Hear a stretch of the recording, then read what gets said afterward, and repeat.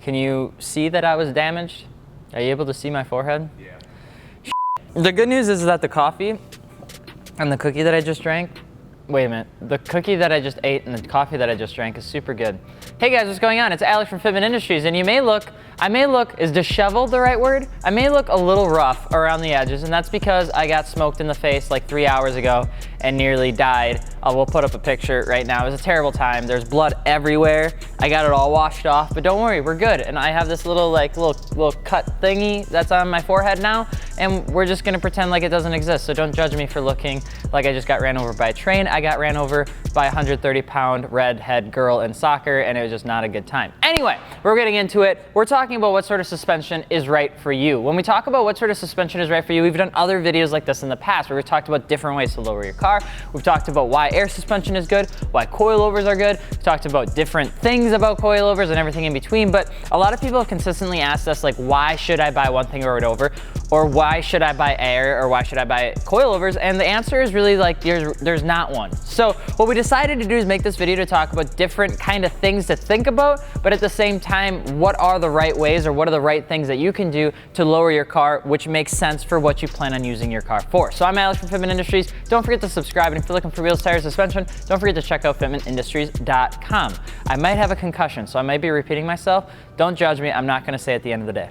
So a lot of times when we go back down to the basics, especially inside of the car community, nobody likes to tell other people that they just lowered their car with springs. Everybody wants to talk about either having coils or air, and there's nothing in between. Well, to be honest, there are a lot of cars that actually just sit on lowering springs, and there's for pretty good reason. A lot of people, especially in older vehicles, don't have any other option than getting a different spring for their vehicle. So lowering springs are pretty much meant for two types of people: those that are just getting into lowering their car, and the second group are likely the people that actually just got lowering springs because there's nothing else available for the car. For a long time, there really wasn't a whole lot of options for Datsuns, for instance, in terms of having different sort of suspension systems. All you really had were lowering springs with aftermarket struts. And you can do quite a lot of damage in terms of lowering your vehicle. I mean damaging in like a good way, but you can do a lot of good stuff when it comes down to lowering your car just with springs and some aftermarket struts. In many cases, people actually prefer to do that back in the day. When I say back in the day, I mean like 10, 15 years ago, versus doing coilovers, because coilovers used to be super, super expensive. Lowering springs are a great alternative for the people that just want to get something that's,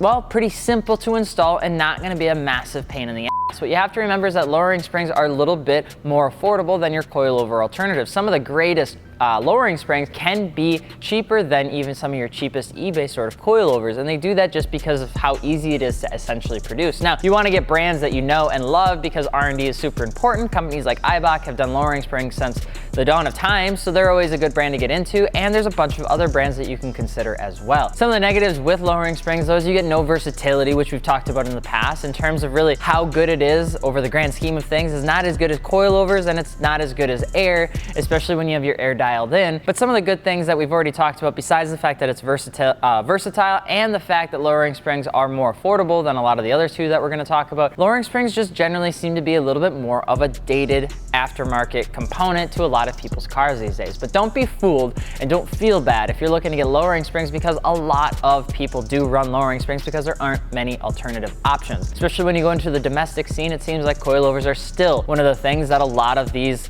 domestic car companies still just really can't get right. The next up would obviously be the coilover. Now, the coilover is something that really started out as a functional tool for your car, and it turned into an aesthetic thing. A lot of people just started getting coilovers because they wanted their car to look good. They really didn't care about the actual performance of it. And we've talked about in the past how a lot of people overhype their coilovers because of the fact that they don't actually use them for the full intended purpose of what a coilover is supposed to be meant for. They really just use it to dump the shit out of it, be done with it, and post their picture on Instagram. There's nothing wrong with that. We really don't care.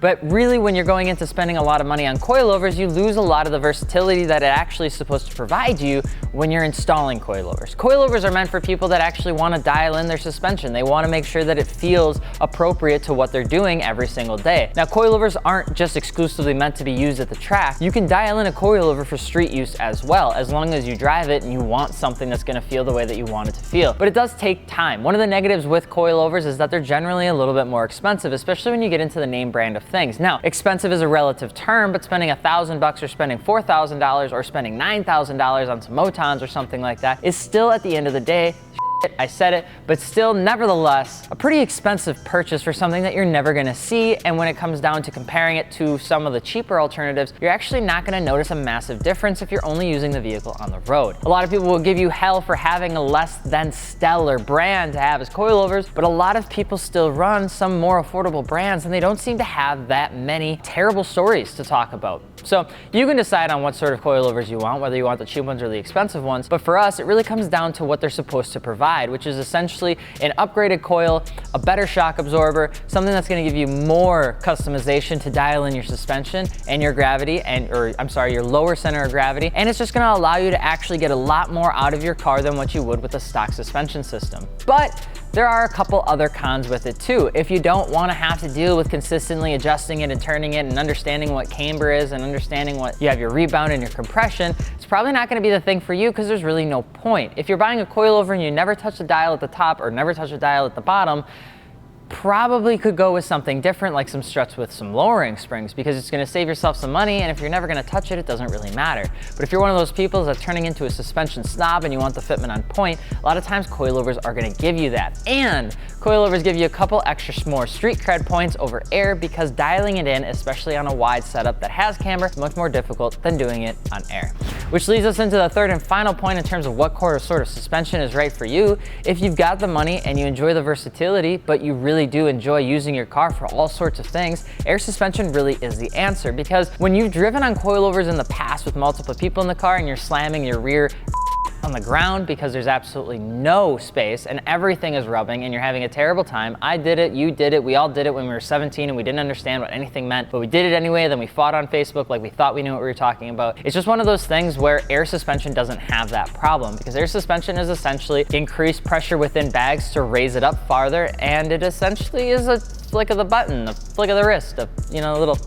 I'm not gonna do that because that could probably be deemed inappropriate by YouTube and then we get demonetized. But what you really have to understand is the versatility of air suspension outmatches both lowering springs and coilovers. And although they're way more expensive than the other two that we talk about, they are pretty darn cool. It's one of those things where when you talk to your father or your grandfather and they talk to you about how they had it harder back in the day, therefore their generation is better than your generation, and you're sitting there and you're looking at them and you're wondering if he's just getting like senile or if you might have to take him to a nursing home, because he just seems to pride himself on how things are more difficult for them than it is for you. That's kind of how air suspension is in the current scene, because a lot of people that don't like air suspension don't like the fact that it's made it easier for people to dial in fitment and to drive their vehicle at the same time for whatever it is that they're looking to do. Now, it may look like I'm unimpressed and not very excited, but that's because the stitches on top of my forehead will not allow me to raise my eyebrows right now. So I promise I'm excited, you just can't tell. So it really comes down to what you want. So when you're asking yourself what sort of suspension is right for me, we kind of break it down into three things. How are you going to use it? What's your budget? And do you really think you're going to enjoy what you're going to buy? If you're using something as a stepping stone into something else, you're probably not going to enjoy buying whatever your first component is going to be. A lot of people here end up buying lowering springs as one of their first purchases and then ultimately go to coilovers as the next step. There's a lot of people that go from coilovers to air suspension and then from air suspension back to coilovers depending on their experience with air suspension. So it depends. The three things that we talk about are entirely up to you. And when you answer those questions, the three products that you're going to come up with is going to be probably either your coilovers, lowering springs, or air suspension. Because when you're answering that question truthfully and for yourself, you're going to figure out what you actually want to buy. Don't worry, it doesn't matter whether you get lowering springs or coilovers or air suspension, or you're one of those nerds that get the Airmatic lowering links because you're one of the 12 that had air suspension in your car like I did. We still love those kind of people too. There's just not that many of them out there. So tell us what you guys are running on your car. If it comes down to lowering springs, coilovers, or air suspension, we want to know. And if you're looking for suspension, don't forget to check out fitmentindustries.com for wheels, tires, suspension, blah, blah, blah, blah, blah. We also have 0% financing for up to 12 months, blah, blah, blah, blah, blah. There's more stuff. I'm just tired. My head hurts. I'm just going to let you guys go. But it's Alex from Fitment Industries. Don't forget to subscribe. I have a COSMIS tee on. If we're still doing the promo, ends January 31st. We sold out in like a day and we got a couple more. It's been a hectic giveaway, but we're gonna be doing a giveaway with COSMIS Racing XT206Rs. We'll be doing a ping pong match, or I'm gonna slay Mario in this ping pong match, and then the winner that we represent is gonna pick up a free set of wheels. So it's actually pretty cool. If you're interested in learning more about that stuff, check out fitmentindustries.com. I'm Alex, we'll see you later. Peace.